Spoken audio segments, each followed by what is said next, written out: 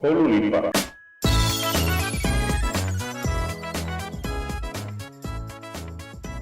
The Abrahamic religions, the people of the book, their gods and holy books, became part of humanity in three different periods of human history.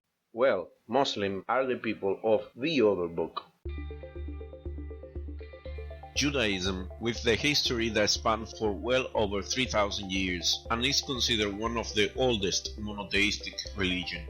Christianity is the religion born from the teachings of Jesus Christ 2,000 years ago, from a mixture of Judaism and a milder, gentler philosophy from a group of Hebrews and Gentiles of the 1st century CE. Islam's origins are set upon 610 CE and was developed until the end of Muhammad's life in 632 CE. A fairly young religion, but one who has grew very fast in the last 5 decades. Judaism and Christianity have adapted themselves to the changes that societies inevitably have to go through in their history. Islam, since their very beginnings, have been different. Changes are very difficult to implement. Their book, their God, and their prophet are against it. Therefore, Islam have not adapted itself to today's society. So new followers for Judaism and Christianity can actually build a set of reasons to convert, whereby most converts to Islam is made because of some kind of coercion, like terror. I will speak in detail about this later on. So Islam is growing not because of the tenets of the religion itself, but as a consequence of the actions and violence of its followers. These three religions have a very distinct characteristic from the religions of other cultures of the Bronze Age and later on. They portrayed a God that did not have any relationship with other gods, but with the world and specifically with the people that he created.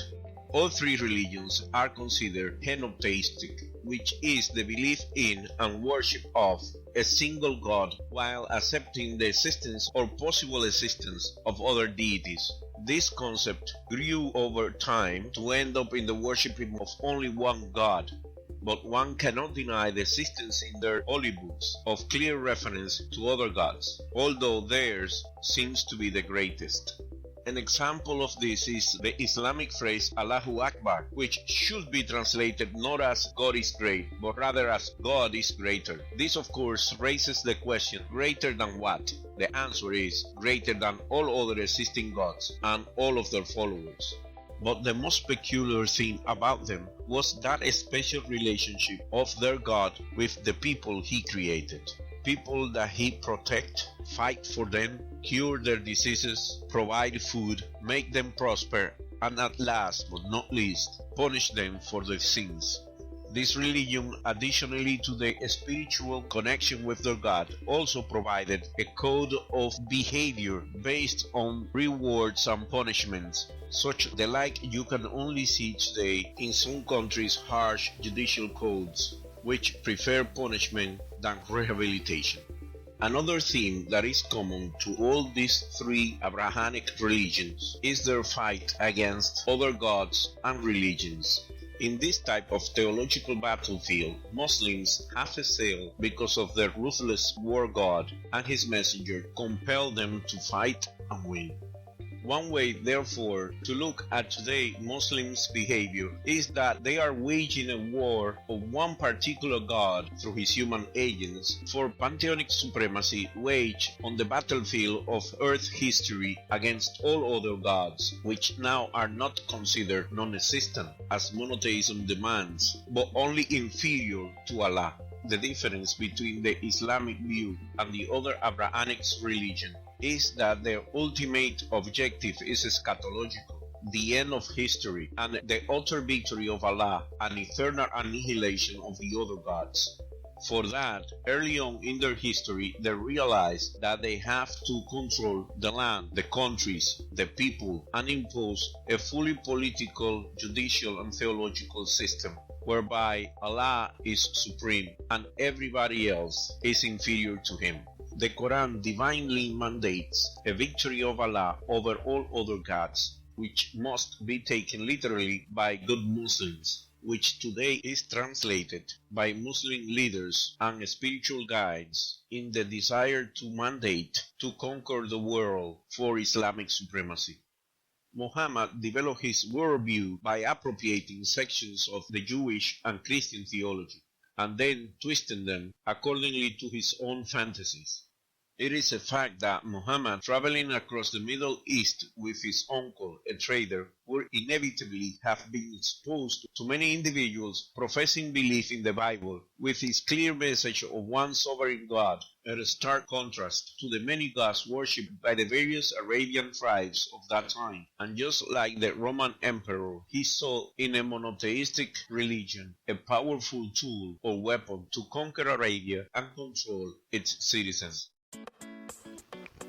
Islam means submission. Islam was founded on the premise that Allah is the only God and every one of his people must obey and submit to him. This submission is guided by the Quran. But how the Quran came to be? As we mentioned earlier on, Muhammad, in his traveling with his uncle throughout the Middle East, must have been exposed to the existence of the Bible. And since he was an illiterate person, the book must have been described to him as a holy book, and that the content of this holy book had a clear message from the one and only all-powerful God. And this God gave all the laws that these people follow obediently. This book ruled their everyday lives and brought order to the Jews. This must have appealed a lot to Muhammad, that saw the usefulness of a holy book to control its people, since in that time this concept was in a stark contrast with what was happening in the Middle East with the Arabian nomad tribes. They used to worship many gods. So we believe that Muhammad set in his mind to create a similar tool to control the Arabian people with it. And that's how the idea of the Quran germinated. But Muhammad was an illiterate man. Most people said that he did not know how to read or write. So when he became a warlord, he was always followed by scribes that would write down his revelations. That is why the Quran has a different structure than the one in the Bible. The Bible has a chronological structure, a historical from the beginning, describing all of their kings, prophets, leaders, and what they have done throughout their history. The Quran is not like that. The Quran has not a chronological order. Instead, it is grouped by the topics it touches, such as faith versus disbelief, followed by Allah's creation, deliverance of the law through his messenger, the testing of the believers, and the test of faith, and then again returning to the topics of law, creation, and unbelief. But for instance, the first revelation that Muhammad received in 610 CE is Surah Al-Alaq, the cloth, that you will find in chapter 96 of the Quran. A much later surah, Al-Fatiha, the opening, is the one that was included as surah number 1. Is the one that said, "In the name of Allah, the infinitely compassionate and merciful, praise be to Allah, Lord of all the worlds," etc., etc. There are major differences between the holy books of the Torah and the Quran. Although both try to control people and hand down a moral guide to control the people's conduct, behavior, and the law of the land, they achieve their objective through different means. The structural and language differences are enormous, as you can read in this chart. The Quran is written in classical Arabic. Many Muslims study classic Arabic in order to read the Quran in its original language. The modern written language, modern Standard Arabic, is derived from the language of the Quran. Modern Standard Arabic largely follows the grammatical standards of Quranic Arabic and uses much of the same vocabulary. Unlike the Bible, the Quran is never modified or adapted to the times. It has stayed the same since 632 CE. Another important cultural difference coming out of the Quran is the Islamic calendar, also called Muslim calendar or Hijri calendar. It's a lunar calendar consisting of 12 months in a year of 354 or 355 days. The first year was the Islamic year beginning in 622 CE, during which the immigration of Muhammad from Mecca to Medina, called the Hijrah. The current Islamic year is 1437 AH, which comes from the word Anun Hijrah. In the Gregorian calendar, 1437 runs from approximately 14th of October 2015 to 2nd of October 2016. This moon-based calendar provides a whole plethora of problems for Muslims. Imagine for the months of September, October and December, one have to wait until the 29th night of the preceding month to know whether the start of the new month will be the next day or the one after. The Islamic month is based on the phases of the moon, from new crescent to full moon and back to new crescent again. Therefore, you cannot print an Islamic calendar in advance. The year in the Islamic calendar is about 11 days shorter than the year in the calendar the rest of the world uses. Additionally to that, the Hijri calendar is not the same in all countries. There are some Islamic countries where festivals to mark the end of Ramadan, for example, are celebrated on different days. So different Islamic calendars do not agree on the same date. Although it is not a surprise that Muslims chose a lunar calendar because they were not an agricultural society. They were nomads, therefore had no use for an accurate agricultural calendar, since they don't needed seasons, and seasons were almost unnoticeable in that region of the world. It was far much better to contemplate the beauty of the moon at night, where temperatures were milder and the weather was calm. So as you can see, the Muslim world and the Islamic worldview is completely different from the ones we see every day. They faced the challenges of war, poor health care, poverty and violations of human rights, illiteracy, lack of progress, dictatorships, lack of political transparency, ethnic conflicts, and regional divisions. Illiteracy is a problem in the majority of Muslim countries. We know all these problems are interconnected. The lack of literacy leads to lack of progress, and lack of progress leads to lack of development, which lead to dictatorships, which in turn leads to lack of political transparency, which also leads to power struggles that lead to regional divisions and ethnic conflicts. The majority of the Muslim world today is characterized by these elements. This can raise a legitimate question of why the Muslim world is behind its Western counterparts. Is it because of Islam? We don't know, and I wouldn't want to speculate on it. Generalization is often used by people of the West when we are referring to Islam. We assume of a monolithic Islam in which all Muslims are the same, but in fact there are important divisions and differences in the Muslim world, starting with the different types of Islam. The division between the Shia and the Sunni affects them. When it comes to other cultures and countries, militant Islam or Islamism is the one that has a global effect. This new Islam worldview is characterized by its moral conservatism, literalism, and the attempt to implement Islamic values in all spheres of life.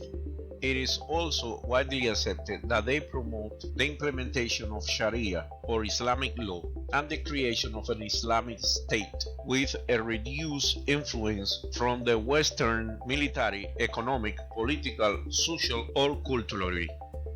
This form of worldview is the most threatening one to all cultures because they are completely incompatible, therefore could only be implemented by force or violence. It is said that today Islam is the fastest growing religion.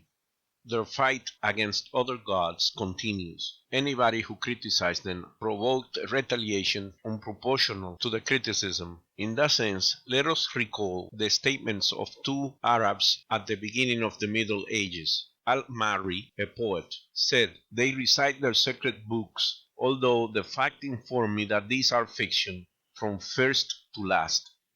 Another critic was Ibn Kamuna, who said that is why to this day we never seen anyone converting to Islam unless in terror or in quest of power or to avoid heavy taxation or to escape humiliation, or if taken prisoner, or because of infatuation with a Muslim woman, or for some similar reason. Nor do we see a respected, wealthy, and pious non-Muslim, well-versed in both his faith and that of Islam, going over to the Islamic faith without some of the aforementioned or similar motives. Although this was said in the 1200s, it is as true today as it was 800 years ago. So, what was the point of this video?